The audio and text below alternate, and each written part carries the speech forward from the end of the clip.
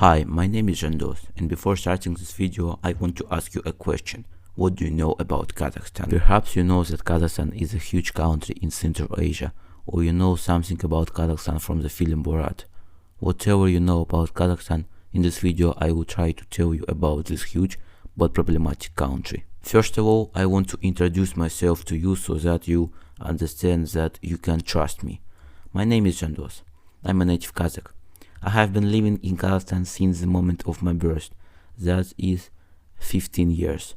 During these 15 years, I have learned a lot of useful information about my country, and I will try to tell you about it in this video.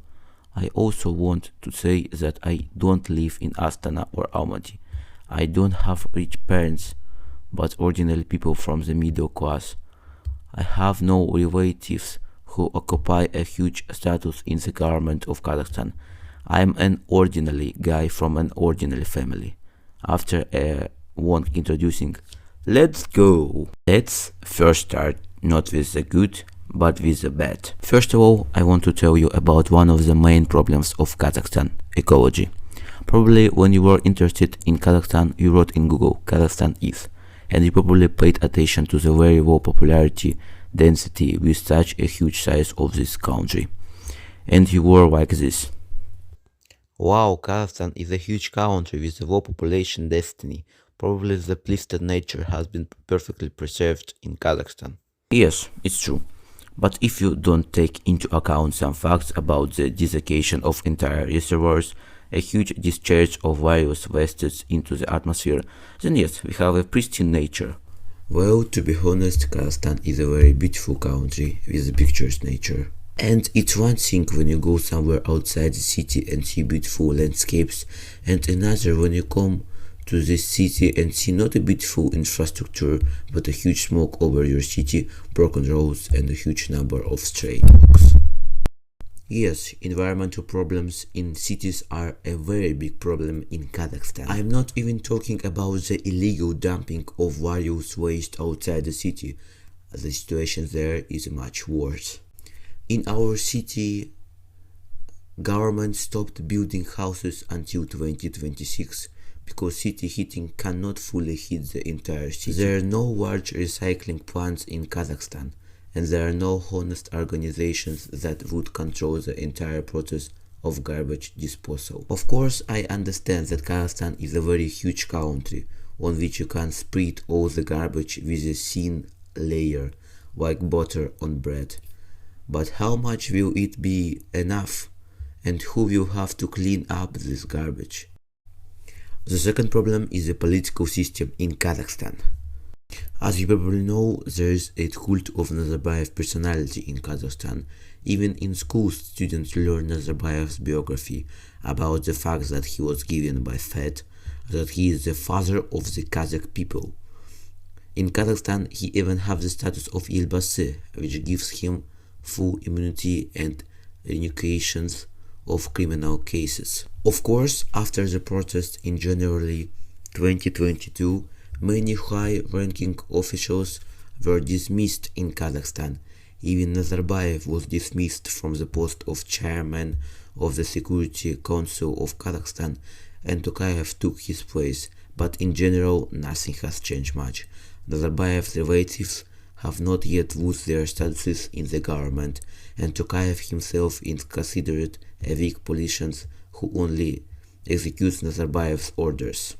Anyway, there is no complete democracy in Kazakhstan. Corruption is rampant in Kazakhstan.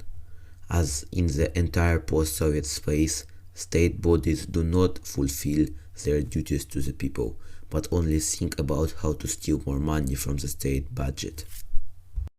The third problem is the problem of social well-being in Kazakhstan, namely the poverty of the population of Kazakhstan and the strong difference in social well-being between people.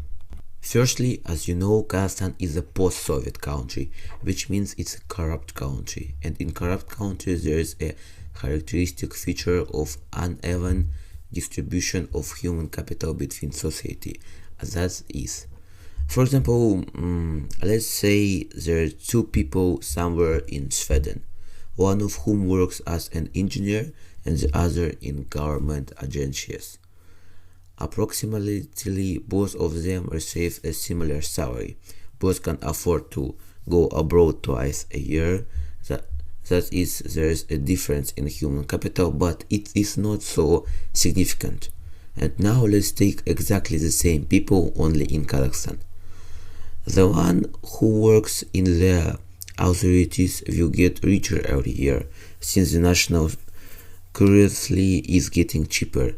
Respectively, state goods can be sold at a higher price, and who works as an engineer, on the contrary, will get poorer due to the fact that the national currency is getting cheaper and his salary is not growing. And it's absolutely everywhere.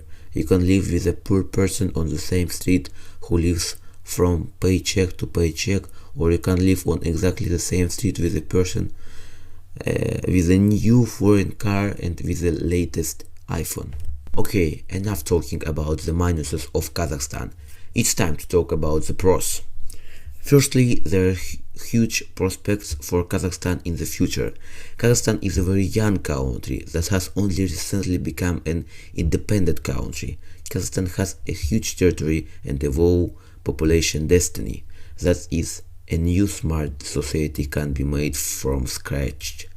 Kazakhstan has huge deposits of minerals, which gave Kazakhstan a huge bonus in the rapid development of its economy.